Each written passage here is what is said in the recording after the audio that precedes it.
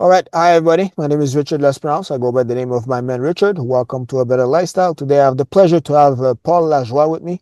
Paul is doing some great work in the business world. I think you guys are going to really benefit from this episode. So, Paul has a book out. The name of the book is The Exit Plan, I think. So, first, welcome, Paul, to the podcast. Sure. Thanks for having me. Great. Why the book? Why did you write the book? Why did I write the book? Excellent question. Always wanted to write a book. Never had the time to do it. But then I started helping people buy small businesses. I've been in that space for about 25 years um, and actually ended up pivoting towards creating a small business acquisition community called Biz by Pro. So the exit plan is a summarization of my life in small business world over the last 25 years. And the exit plan is the title of the book is Exiting Your W-2 or the job that you have and buying a book. Right. So the book is just really just a summary of what's going on in my life in the last 25 years. Okay. And what are some topics that you're talking about that you're talking in the book?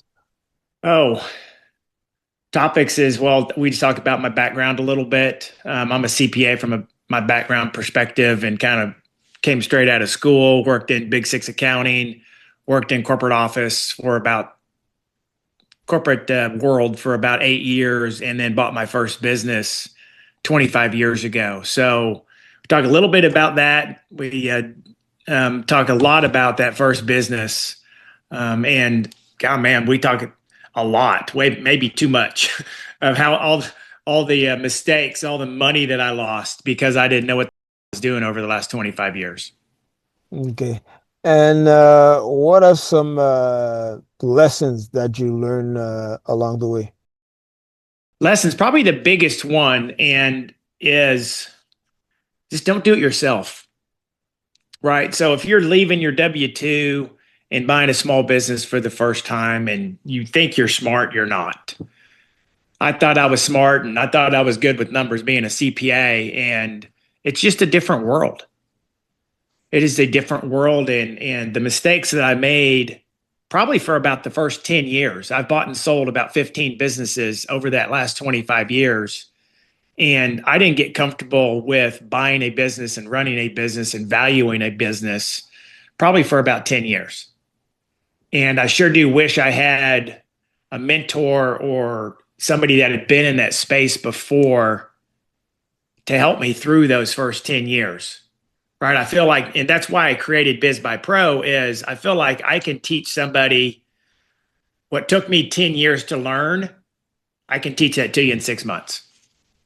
So you won't lose the hundreds of thousands of dollars that I did over that first 10 years of making all those mistakes and like I can read financial statements and value of business probably in 10 minutes now because I've looked at 2,500 deals over the last 25 years, right? So now it's just second nature of looking for all the red flags and how to value and see what's good and what's bad in a financial statement. I can teach you all that stuff.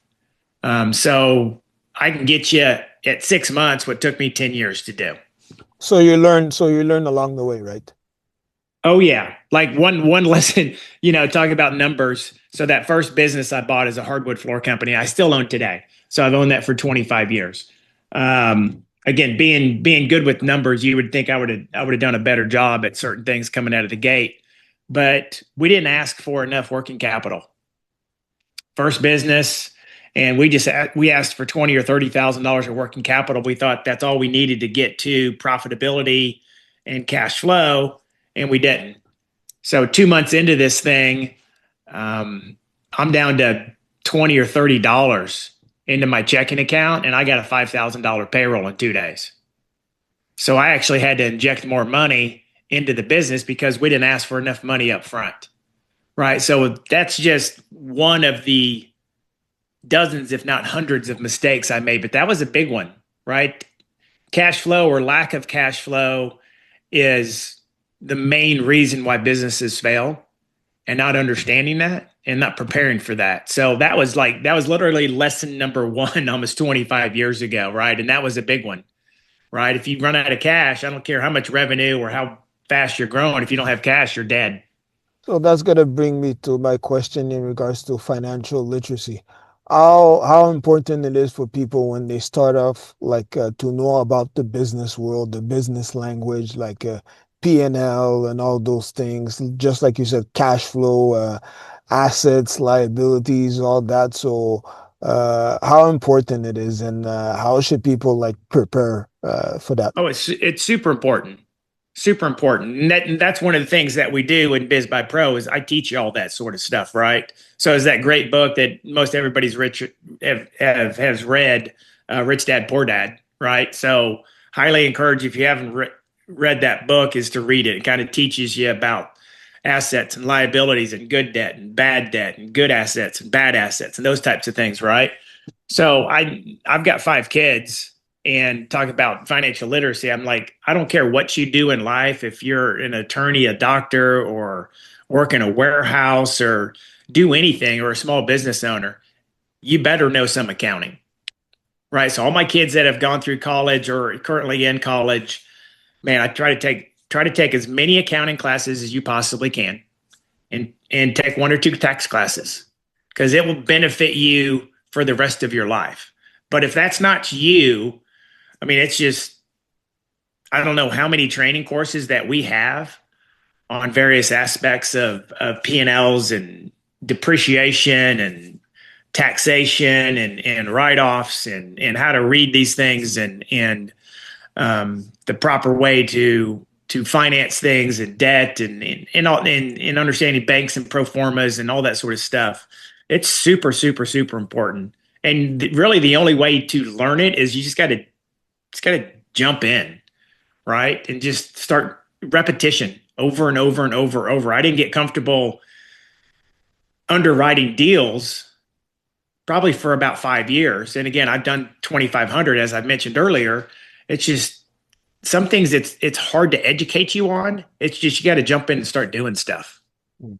Talk to us also about the importance of keeping up with tech, Keeping up with debt.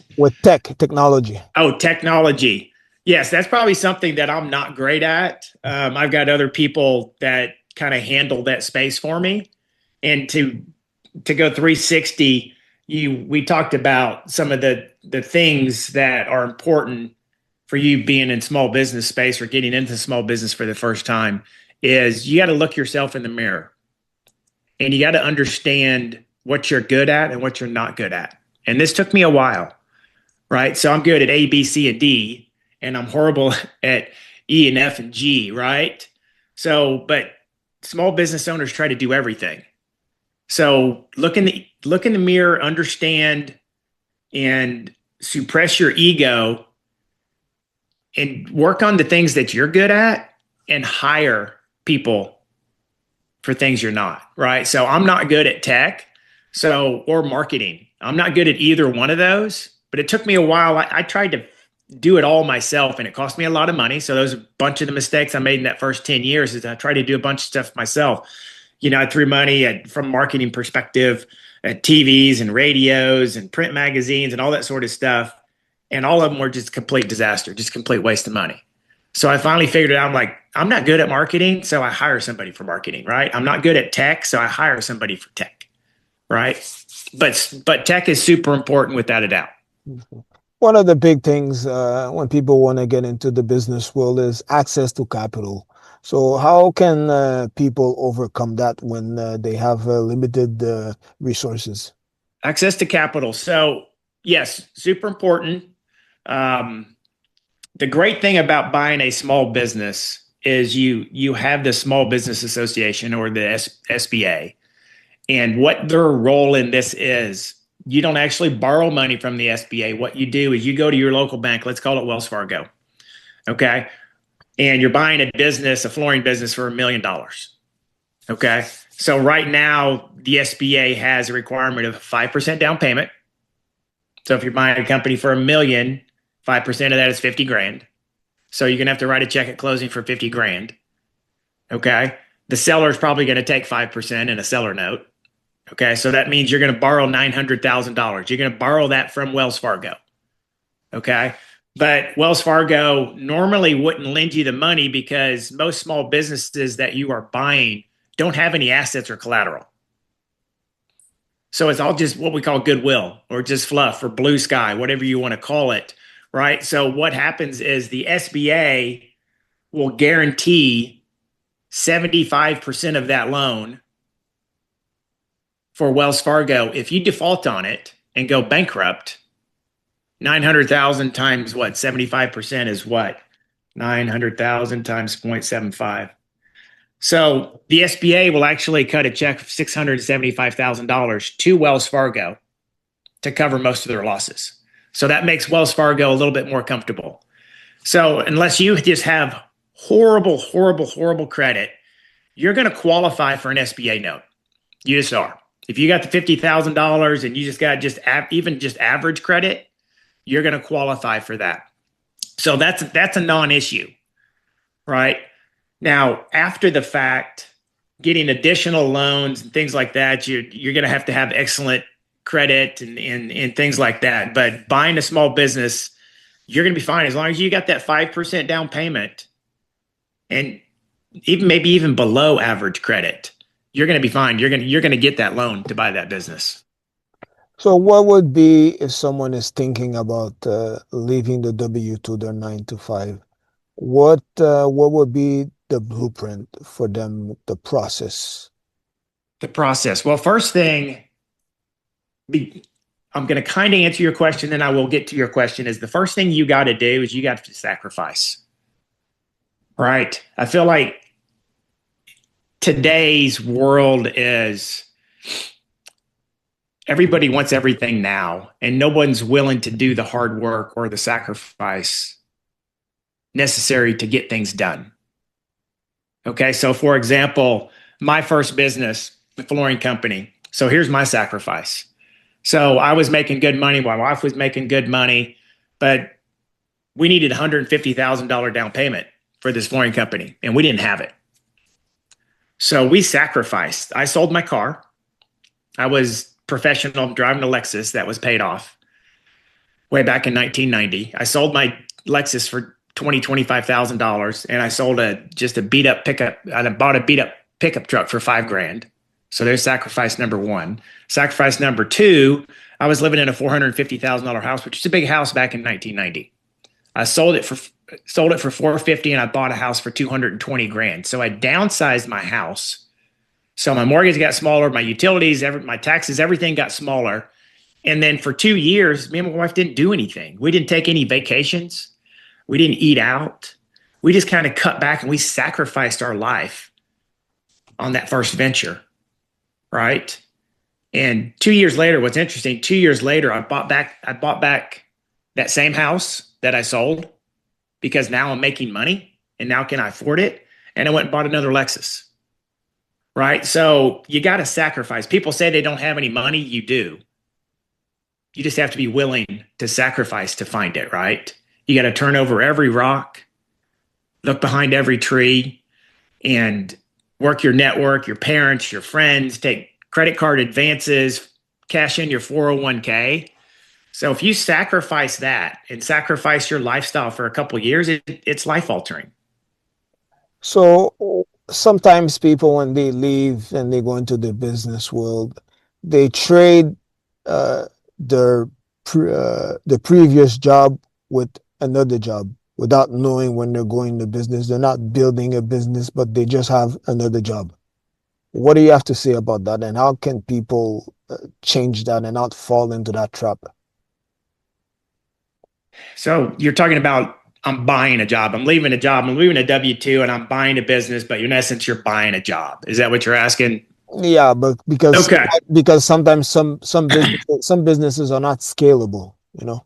Right. That is super important is if you're buying, Steve in a pickup truck and a worker, yeah, you're buying a job. Okay. So let's say you're buying a plumbing company and it's got one van and two workers and it's making $75,000 a year. Yeah, you just bought a job. But even that you can scale, right? So you could buy that one, cut your teeth on it, and then what stops you from going buying business number two in 2 years, right? So just acquisition growth, and then you can buy number two, and then number three, and then number four, and you can scale it that way, right? So what initially looked like you were buying a job, but you had a plan through acquisition that you're going to grow this thing, right? Um, it is super hard to scale, without a doubt. So you got to look into what's going on in the industry. Is it increasing? Is it decreasing? Like everything around a house, home services, I love, right? So AI is not going to replace a plumber, electrician, a roofer, a painter, a flooring company, pool service, pest control, that sort of stuff. AI can't replace any of that stuff. So I love that space. And I've been in that space quite a bit in the last 25 years. So all of those are scalable. I think those will all grow as housing is really expensive, right? To purchase a house. So people are more likely to stay and fix and stay and renovate than to sell and then upgrade, right? So I think home services is super, super exciting for the next 10 to 15 or 20 years. So that's what I'd recommend. I like light manufacturing as well, little nichey things. I like med spas. So any of that stuff is scalable. So you got to be really careful about what you're looking into. And yes, it's got to have scalability, but you have to have a plan before you buy. So when in regards to leaving your W-2, when would be the right time? Like sometimes, well, most of the time people they have their job and they do their side hustle part-time and then they leave. When do you think it's the proper time to take that leap full-time and going all in the business? Never, right? It's never a good time to leave. You just got to do it, right? So it's I have a saying that I say jump off the bridge. So you jump off that bridge. It's you just had a kid, or a new president's coming in, or I think I'm going to have a recession coming up, or my mom is sick. That's never a good time. I just got married. We just moved to a new house, or it's never a good time. So throw the excuses to the side and jump off the bridge. It is never a good time to buy a business, ever. So if you make up all those excuses all the time, but you hate your situation, right? You got to be willing to change everything, or nothing changes, right? You got to change everything or nothing changes, right? So if you're not willing to jump off that bridge and make changes, then how is your circumstance that you're in now? How is it going to change? It's not. You're just going to continue to work. You're going to continue to work paycheck to paycheck, right? You're going to be at the risk of losing your job, right? Layoffs and corporate mergers, or downturns in the economy, and then all of a sudden you lose your job. Make the leap now. Jump off that bridge, right? So turn over every rock. Try to find that cash. Don't worry about timing. Timing will never be good. You just got to make that leap. No, sometimes they say, well, a lot of times they say entrepreneurship is not built for everybody. What do you have to say about that? And let's say that people don't have the spirit of an entrepreneur, but still want to go into business. Do you think business can be taught, even if they don't have the spirit of an entrepreneur? Spirit of an entrepreneur. When you say that, I think about the first thing that comes to my mind is work ethic. If you have the work ethic, then you have what it takes, right? Are you okay? If you're you have to fire your manager and you have to work 80 hours a week for 3 months until you find a new manager, are you willing to do that?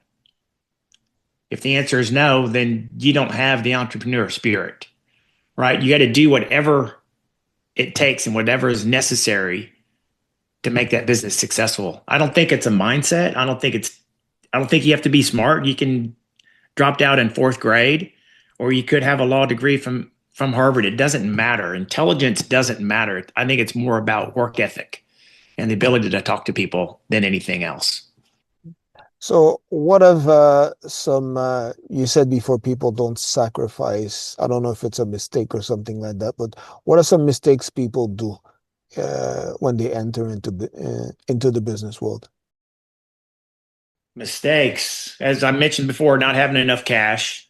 No, Um, not about you, but people when they get into the business world. What do you see? well, those people too, they don't have enough Okay, cash, okay, right? okay. So um, I talk a lot about emotion and ego, right? So when you allow emotion and ego to get involved in any decision making process, those normally are bad decisions.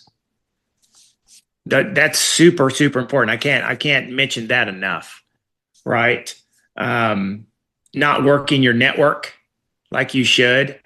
And you just gotta dive in all 110%. This is now your baby, right? And if it is successful or if it fails, it's all on you. It all comes back to work ethic that I mentioned before. Some of the other mistakes, if we completely back up during the buying process, not just running the company, but buying the process, is overvaluing the company is a problem, right?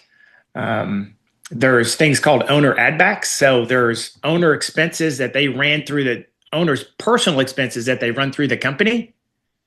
And that's part of the process. And a lot of people just take those like, okay, yeah, he says that's an add back. I'm okay with it. So not verifying or questioning those add backs is a big deal. Um, Misvaluing it, and then not understanding projections and how to run this, and then right after post acquisition, a lot of people get in and make a lot of changes really quickly. That's problematic. Come in like a lamb, right? Sit and observe and ask questions for 90 days. Don't change anything. You come in there and you start making a bunch of changes, a bunch of your people are going to quit on you. And then you're going to have a massive problem, right? Sometimes entrepreneurship is not a straight line. It's not like sometimes when you get into the first business, whether even if you start it or you buy it, like it's going to be successful forever. How should people prepare themselves mentally when failure occurs? Like Failure businesses, occurs. yeah, because they can start a business 5 years later, and then there's external factor that come recession, Right. Obviously, yeah. big If crisis. you bought a restaurant and another worldwide pandemic hits, your business is going to fail and has nothing to do with you. So I get that, right? So first first thing I would say is when I'm going to kind of go do an end around on you here is when you're buying a business, I tell people to buy a business that's been around for at least 10 years. And I say that because it's most likely been through at least one economic cycle. So it made it through a recession and survived, right? Don't buy a company that's only been around 2 or 3 years. It hasn't hit a bad timing, right? But I've had failures. So failures are part of the process. And I don't even think twice about it, right? So I've had one complete failure. I've purchased 12 businesses, one complete failure, and two that were kind of ended up selling it for about what I bought it for. So I kind of consider those failures. But and I've started four from scratch, and three of those have failed. Right. So that's something very interesting too to talk about too is buying an existing business versus starting one from scratch. So buying one of existing, I'm at a 92% success rate. 92%. Starting one from scratch, I'm at a 25% success rate. Right. So I'm saying necessarily don't start one.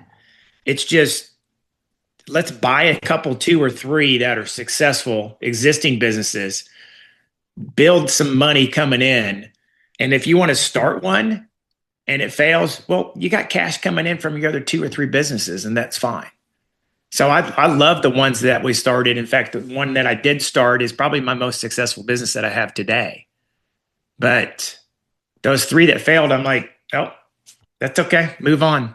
right? So you got to have the mentality. Just once you fall off that horse, you just get right back on, and it's just part of the deal. So it's no big deal. All right. Last words in regards to everything we talked about. Last words, man. If you're looking at buying a small business, in fact, you can see the exit plan. There's my book back there, by the way. It's on Amazon. Uh, do not, under any circumstance, do this alone. You got if you reach out to me, there's dozens of other people in my space that help people find and acquire a business. Seek out me or seek out one of them, or a friend that's owned 2 or 3 businesses. Seek out their mentorship. Do not do this alone, because if you try to do it alone, it's going to be a bad situation. Where can people learn more about you and follow you? BizBuyPro. Email is paul@bizbuypro.com. Get the book. The website is bizbuypro.com as well. Yeah, reach out to me. I'm here to help you. Is the book only available on Amazon or other places? It's on Amazon. If you email me at paul@bizbuypro, I'll send you a free audiobook. Okay. If you want the hard copy, you got to buy it. But if you'd like listening to it, send me an email, and I'll just shoot you the audiobook for free.